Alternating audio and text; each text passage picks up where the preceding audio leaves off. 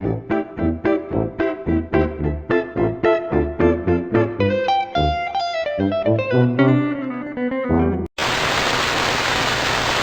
you figure out what you're dressing up as tomorrow? He wants to dress up as a real guy who murdered 9 people last year. Oh, you're not doing that. It's just a costume.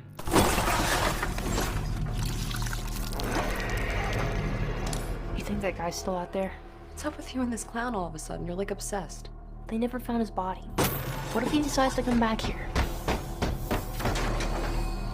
I wouldn't worry about it. Hello, one and all, Zach here of Articulate Warbling. You will not be seeing me in the flesh because I can't really be bothered to set up the camera. But today, I am reviewing Terrifier 2.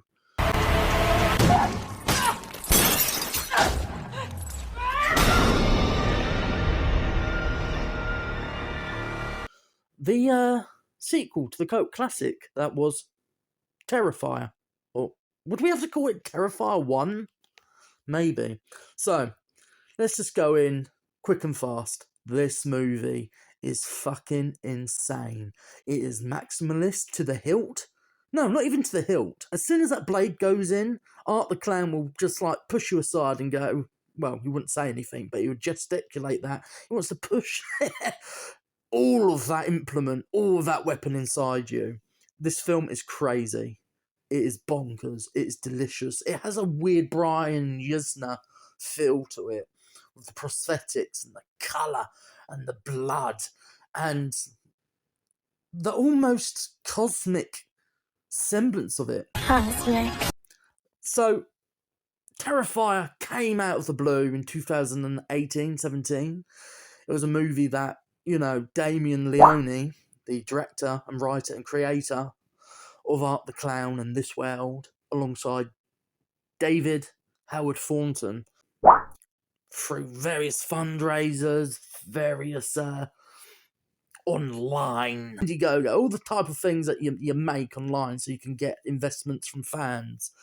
And I had Terrifier on DVD and I never got to it. And then as soon as Terrifier 2 started hitting the news, coming from all angles, like Terrifier 2 is huge. And it's done amazingly at the box office, surprisingly for how small this is and the type of free publicity it's got. It's amazing. He is the scariest clown ever. People are throwing up, and what else are they doing? They're passing out. The gore is brutal. I watched 15 people left the screening that I was in. Want to be low down, dirty, the gutter with our horror, man. That's where your boy Art the Clown comes in, man. His face and his motions and movements are so goddamn scary. Art the Clown is officially a horror icon. I hope I pass out. I can't wait. The movie theater experience is back, thanks to Terrifier 2. Though I'm from the fringes and I'm a little bit like, oh, people going on about how many people are leaving the cinema, oh, how many people are throwing up. It's myth, and it's a myth that's helping it. But in a way, it doesn't help it, because it makes you roll your eyes and go, oh, really? There's nothing in this movie that really shocked me or upset me or made me want to vomit. It just made me just go, oh, yeah, oh, that's nasty, oh, that's brutal, oh, that looks fucking gorgeous. Because the makeup and prosthetics and effects by Damien Leone is up there. Though this is a bigger budget than the first film, it's broader in scope, it's far more nuanced, there's a mythology, there's actually a narrative, whereas the first Terrifier is strange. I hated the first film. I got around to it. I felt like I need to watch this before I watch the second. I got the Terrifier, the Bloody Duo, Blu-ray release from Signature, so I had to watch the first one, and my views on the first one weren't particularly kind. If you want to know my thoughts, I will include a hurried version of it. So this is what my initial review for the first Terrifier film was. I never fall asleep watching a movie.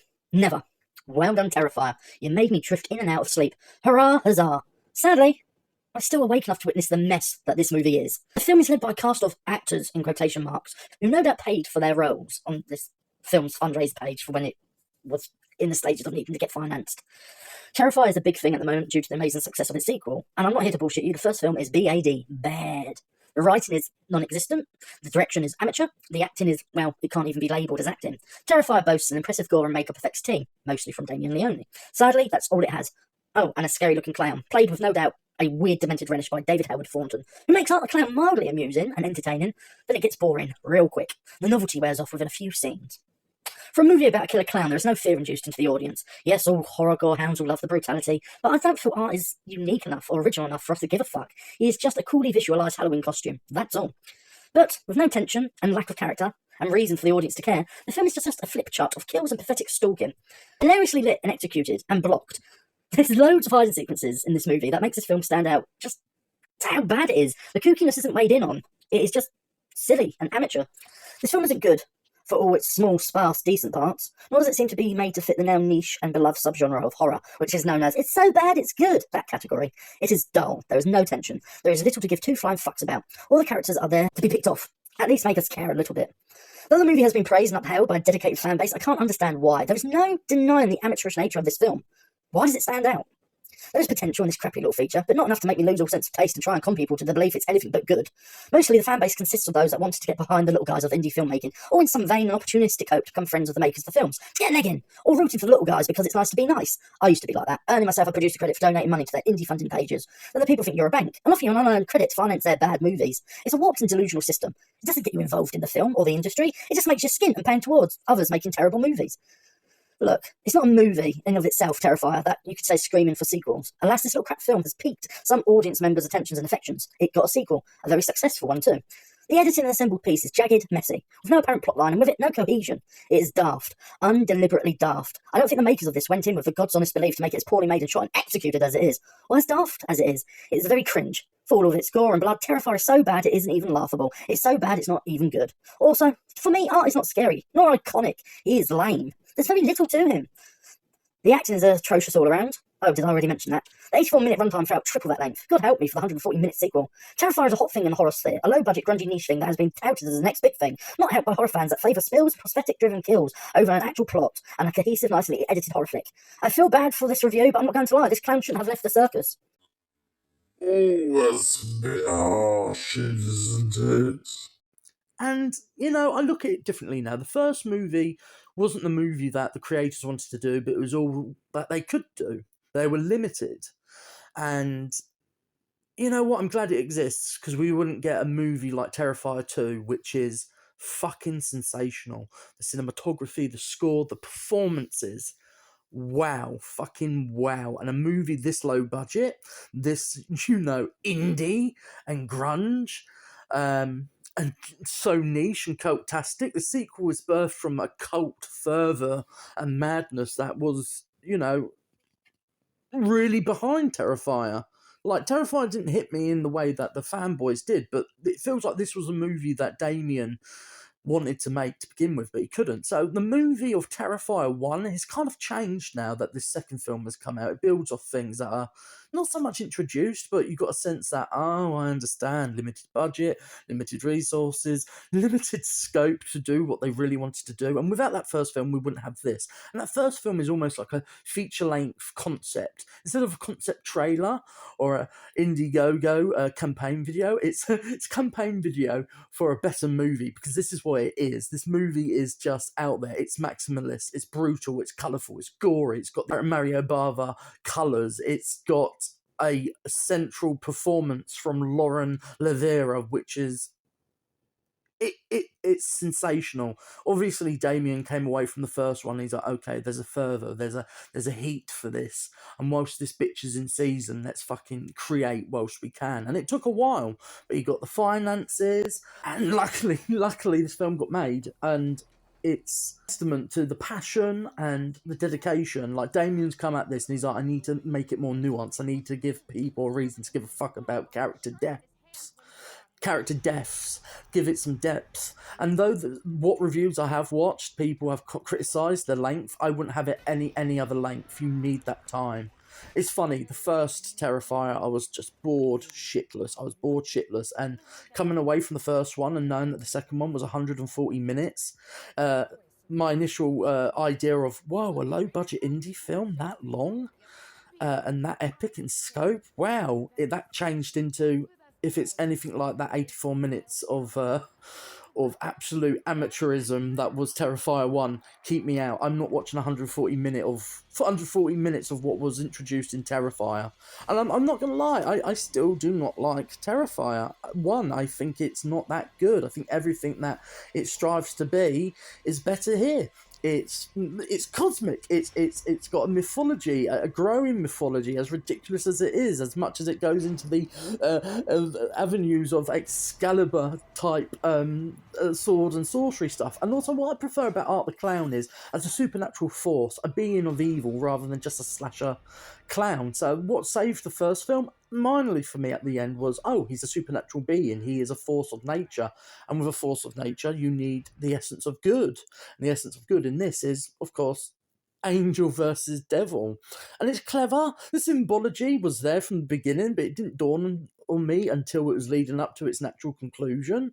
I feel that this is going to be a long-running series, and I hope so, and I hope it finds greater success, because the bigger the budget, the more they can do prosthetics-wise, makeup and effects-wise, blood and guts-wise. And what really changed here was my appreciation of David Howard Thornton's physicality. He is like the horror version of Charlie Chaplin if he decided he didn't want to focus on comedy, but instead wanted to focus on being in darker materials, the physical poise.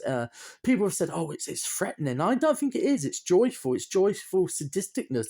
It's that's why we like villains. We like sadistic, violent, brutal, immoral personifications of evil, and especially those who enjoy doing it, who have an arched eyebrow and a big shit-eating grin on their faces. We like these characters because they love what they do.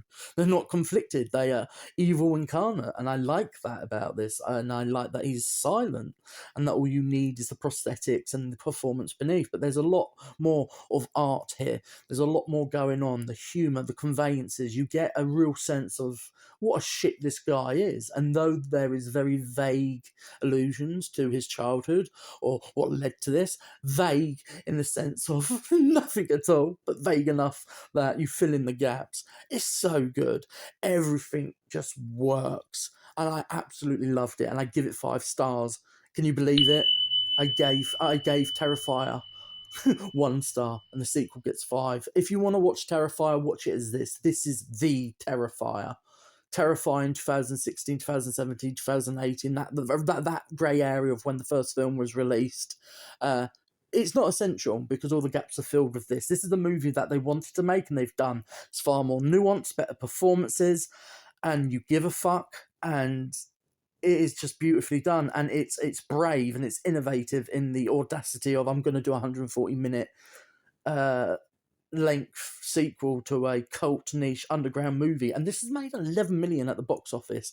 A unrated, hard, brutal, it is in a lot of ways dark horror comedy that has found an audience and has found people willing to pay money to see it. And I hope that the success of this ushers in less of a financial angle. Their producers have to oversee everything, but enough to give them more room to expand. I know that Damien has gone out and said, I'm not doing another 140-minute movie. I hope that it's lengthy to the sense. I don't like the sense that long horror movies should only be made by people like James Wan or released by New Line Cinema.